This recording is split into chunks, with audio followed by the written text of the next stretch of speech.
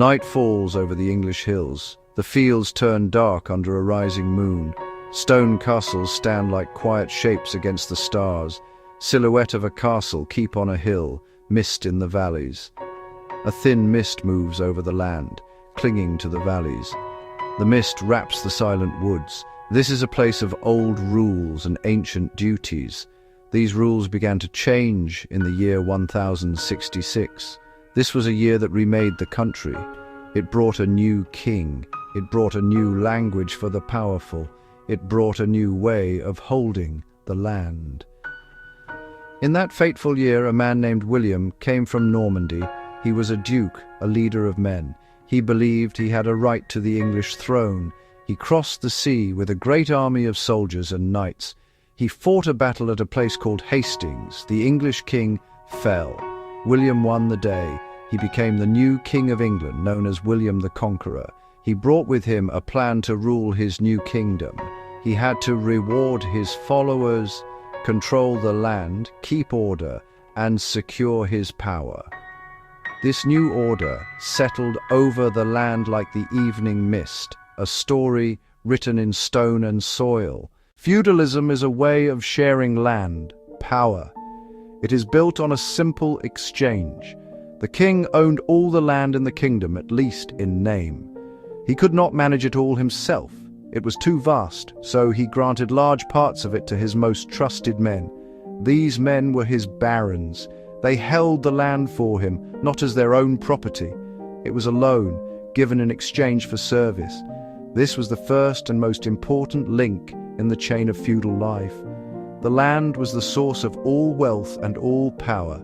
Barons needed managers and soldiers, so they gave parts of their own land to knights. In return for a piece of land, called a fief, a knight promised to fight for his baron. The knight's land gave him the income he needed to buy armor, weapons, a strong war horse. At the bottom of this great chain were the peasants. The vast majority of people were peasants. Many of them were serfs. Serfs were not free. They were tied to the land they worked. They could not leave the Lord's estate without his permission. They worked the fields that belonged to the Lord, and in return were given a small strip to feed their family. They were also given protection by the Lord. He would defend them from bandits, invaders. This was the bargain. This plan is called feudalism.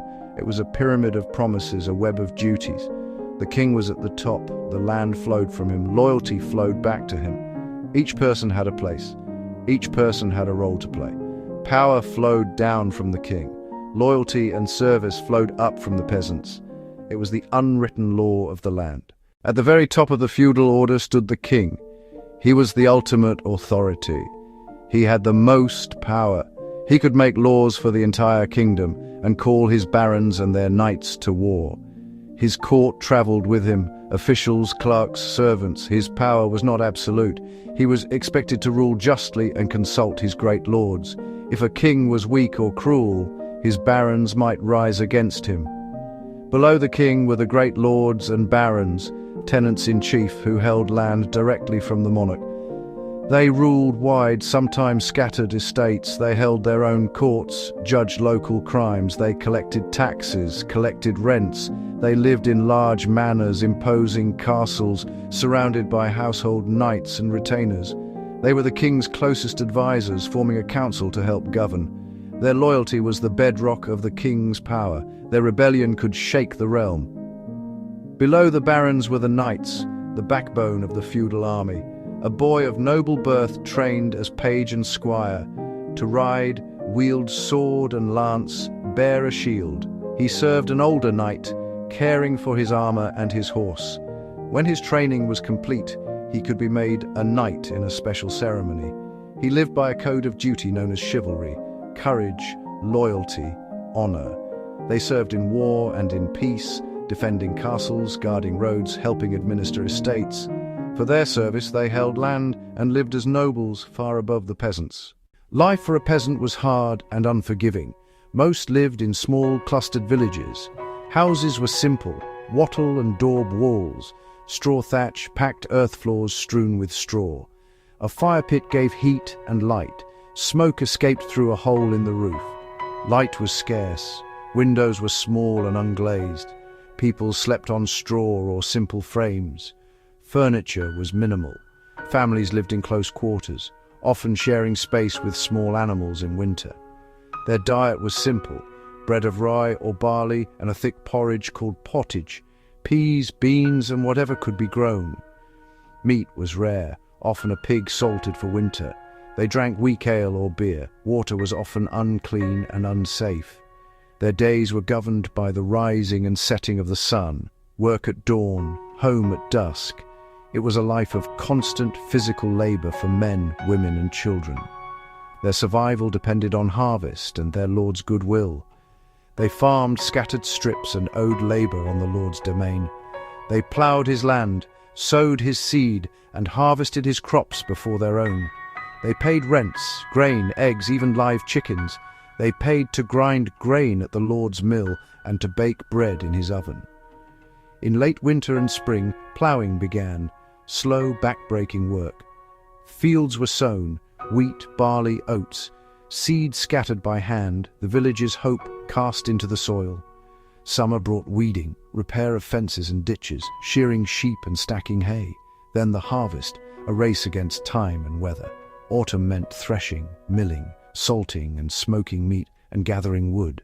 For centuries, feudalism seemed as permanent as stone. Then, in the mid-14th century, disaster arrived.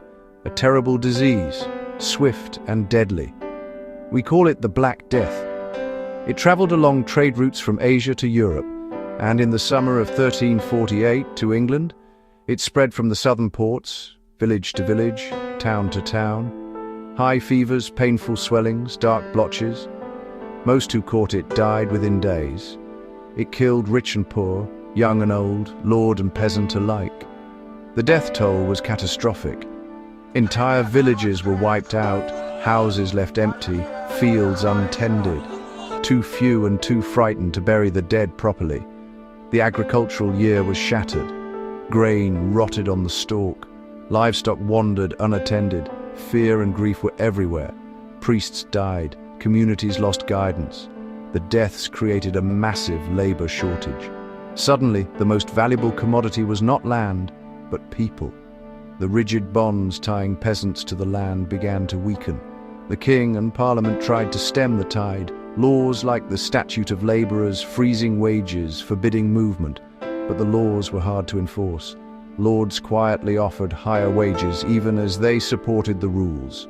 Feudalism, built on abundant bound labor, had been mortally wounded.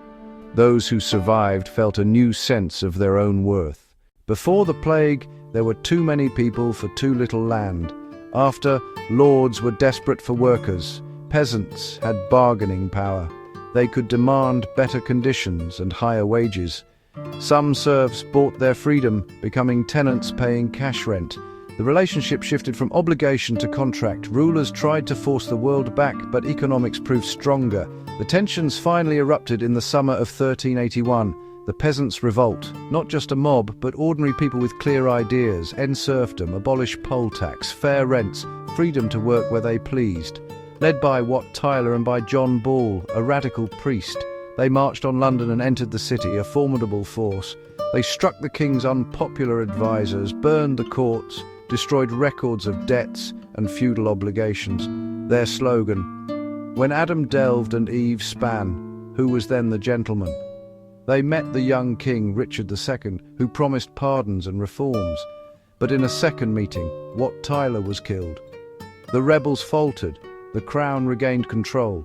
Promises were broken. Leaders were executed. The revolt was crushed. On the surface it failed. The lords remained, but the memory lingered, a warning to the ruling class. In the decades after, more peasants bought freedom. Lords rented land for cash. Towns grew, trade, craft, commerce, and a moneyed middle class emerged. Kings built more centralized governments, relying on paid officials and soldiers. Gunpowder made stone castles less certain. Feudal armies changed.